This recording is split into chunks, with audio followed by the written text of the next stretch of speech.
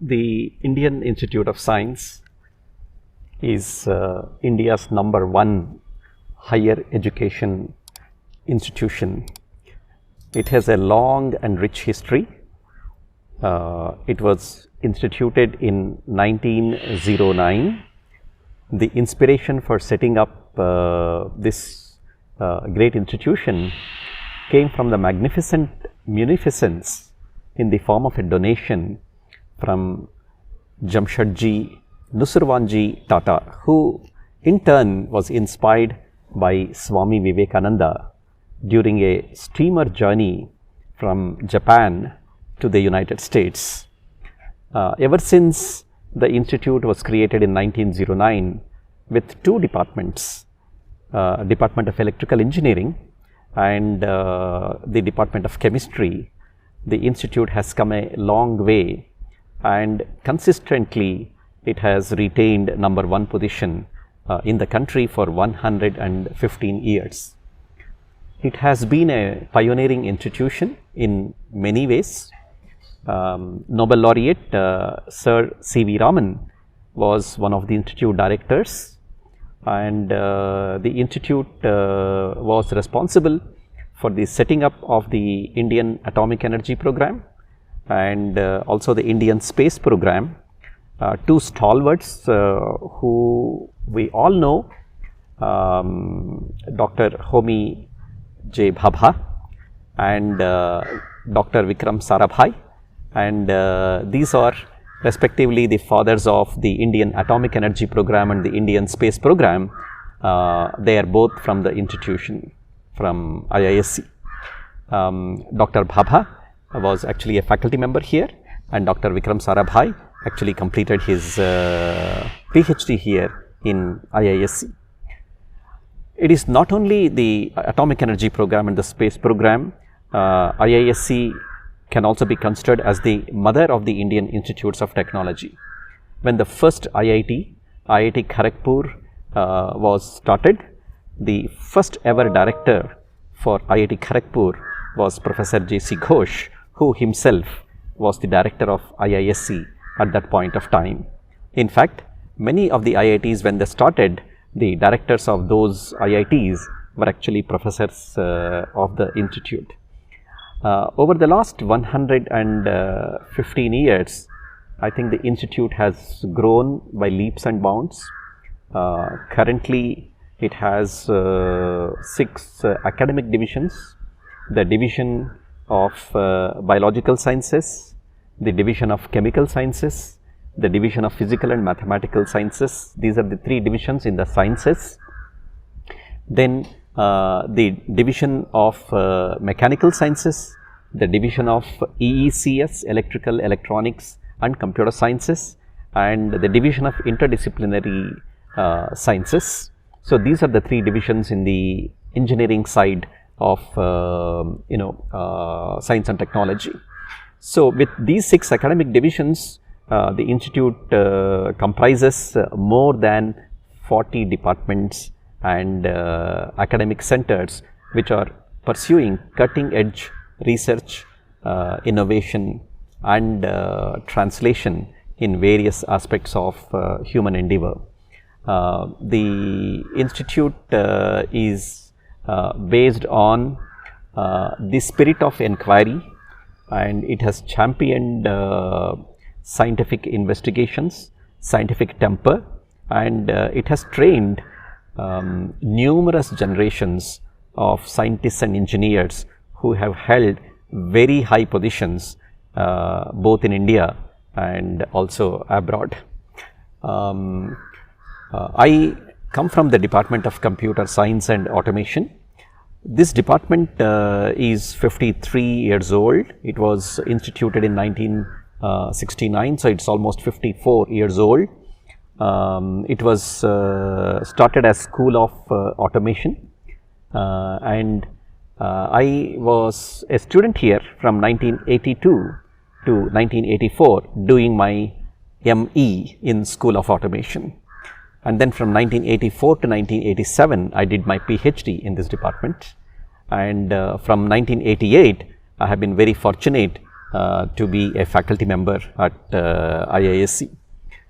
Before joining the Department of Computer Science and Automation, I was at the Department of Electrical Communication Engineering, again at IISc.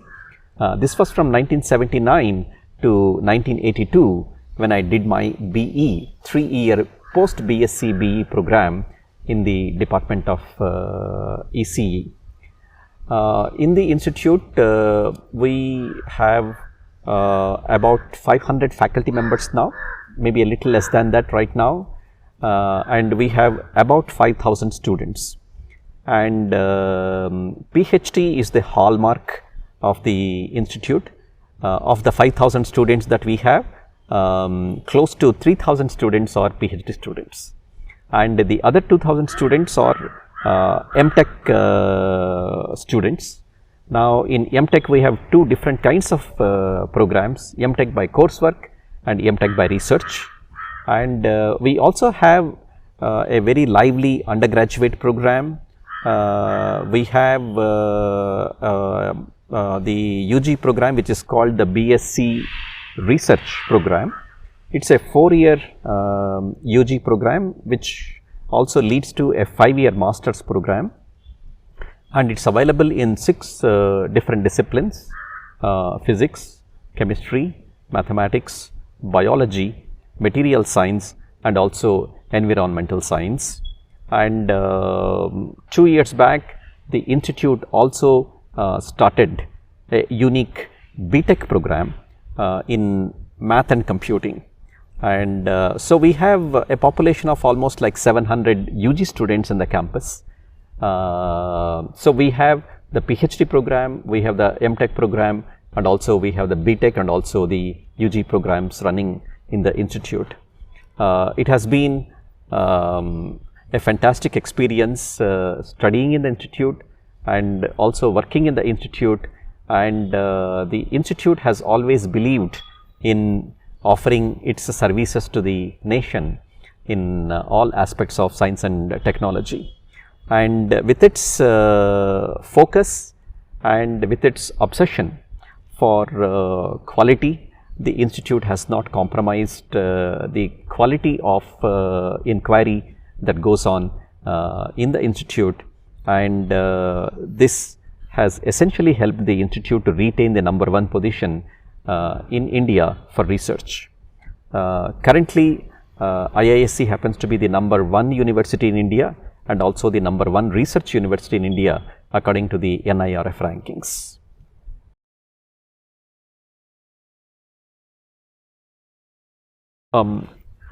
IISc has been very fortunate to get the cream of the students, whether it is for the PhD program or the MTech program or the UG program. So the raw talent that the students have is already of exceptional quality, but the institute plays a very important role in, I think, fine tuning this raw talent to make them as very mature and very capable, highly competent, and researchers, both in these science aspects and also in the technology aspects, both in the PhD programs and also in the MTech programs. And the amount of time that they stay in the institute, it could be 5 to 6 years during the PhD program, it could be 2 years in the MTech program. I think there is a transformation that occurs in the institute. So if you look at a student who joins the institute, and you also look at the same student when the student graduates from the institute, there is a certain very precious value addition that the institute does in improving and enhancing the spirit of scientific inquiry in these students, and the spirit of asking the right questions, and the spirit of not believing anything without a proper rigorous investigation. So these are some qualities that the institute is able to impart to all the students who actually study here. The other important thing that the institute contributes to the nurturing of the students are the values of life and the values of education and the values of impeccable character and conduct. These are also emphasized as a part of the training that the students undergo here. So, in some sense, students before coming to IISc and students or graduates who complete their studies in the institute, there is a certain transformation, very important transformation that the institute is able to contribute to the students.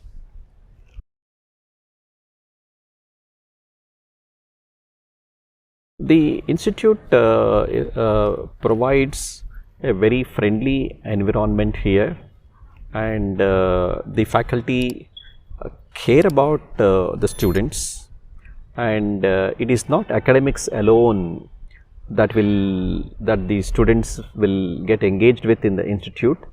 There are so many other initiatives in the institute which enables the students to pursue non-academic interests also in the institute. Apart from the usual playing grounds, sports, cultural events and so on, the institute actually supports any other healthy kind of hobbies that the students may have, and there is actually space for all of these in the institute. In some sense, institute is a wholesome place where in the midst of all the usual things that you like to do in your life, you are also able to pursue scientific inquiry of the highest quality without having to worry about the pressures of having to produce your results or having to complete your studies with some deadlines and so on. Institute also gives you a certain amount of toughness.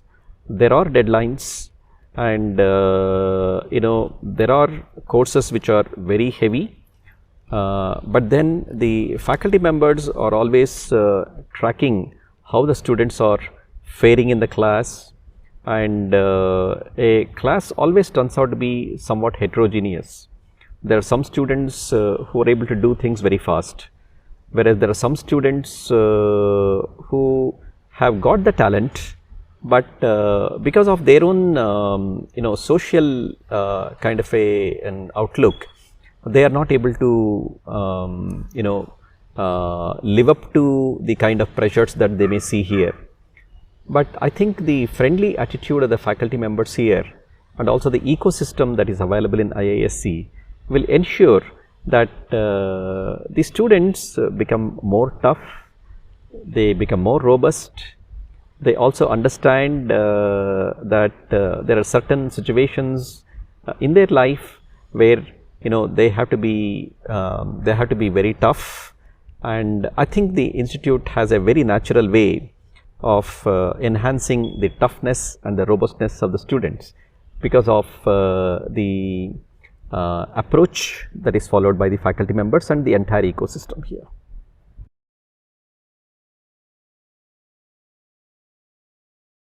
So, one of the greatest aspects of the institute is that it is always in tune with what is happening in the rest of the world.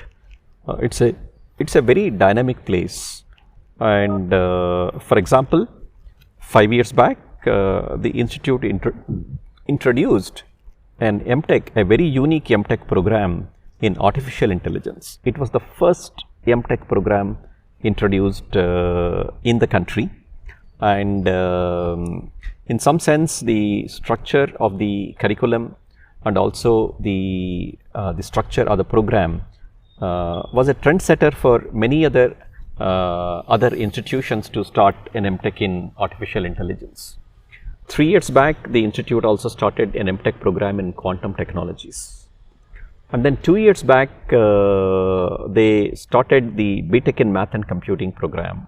This is one program which is already existing in many of the IITs. But looking at the way AI and machine learning and computing, and also the role of mathematics in computing are taking shape in the world, Institute felt the need to have a program in BTech in Math and Computing. This is the first ever BTech program for the Indian Institute of Science. So, IISc has always tried to be in tune with the times, and I am sure that in the next 10 to 15 years, many such new initiatives, many such new programs will be started in the institute, which will be which will be very interdisciplinary in character. There are already many interdisciplinary MTech programs which are started in the institute. So, in order to serve the growing needs of certain interdisciplinary kind of programs at the global level, I think the institute has always responded and will continue to respond by introducing very novel and innovative programs.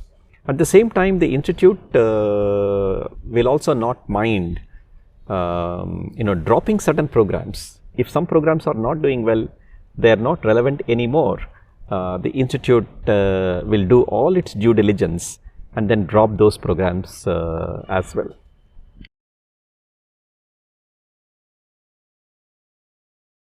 Yes. So, artificial intelligence in general and also generative artificial intelligence in particular, especially in the recent 1 or 2 years, have created the impression that the jobs will be taken away, and it is certainly true in the case of many kinds of jobs. And the institute again responded to this very quickly by forming a committee of faculty members who would actually look at how a higher education institute like IISc should be responding to the emergence of some of these recent generative AI tools, which are actually changing the landscape of education and learning.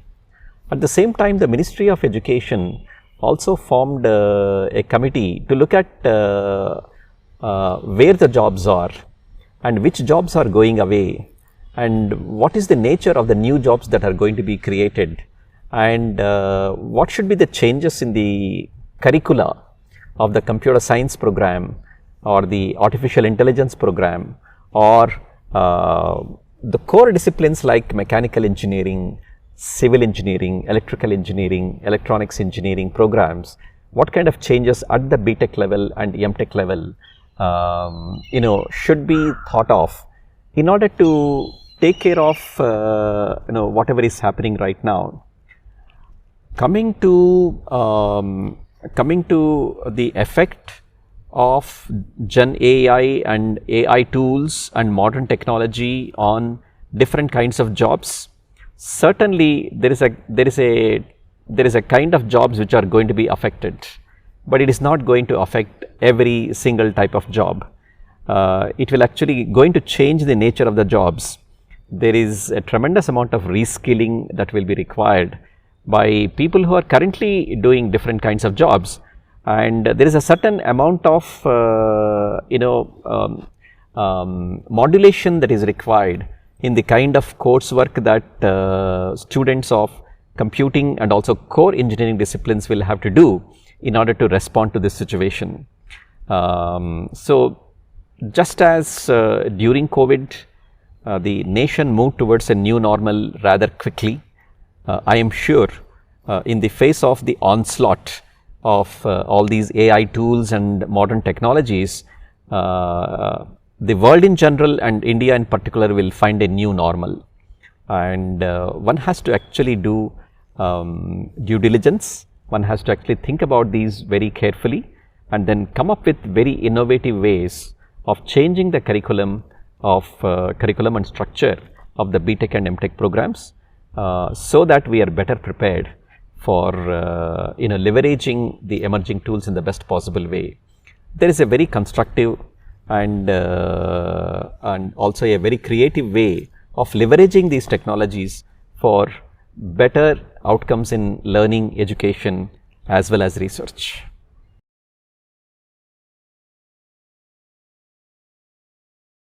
If you are talking about high schools, then this question will have one answer. If you are talking about education at the undergraduate level like engineering education and so on, it will have a slightly different answer, right. But whether it is high school education or engineering education or education in STEM disciplines, I would say that scientific temper is extremely important, and the basics and foundations are very important. It will be a big mistake if we overreact to what is happening in our ecosystem. There are certain things which are indispensable for learning outcomes, and one of them is solid grounding in foundations and also solid problem solving capabilities, and these are some things which have been taught traditionally very well, and high schools or engineering colleges should not go away from these at all. However, the new normal that is being created does does require certain new skills. We will have to carefully identify these new skills and try to incorporate them in a very rigorous way into the curriculum and also into the learning process at the high school level and also at the engineering college level.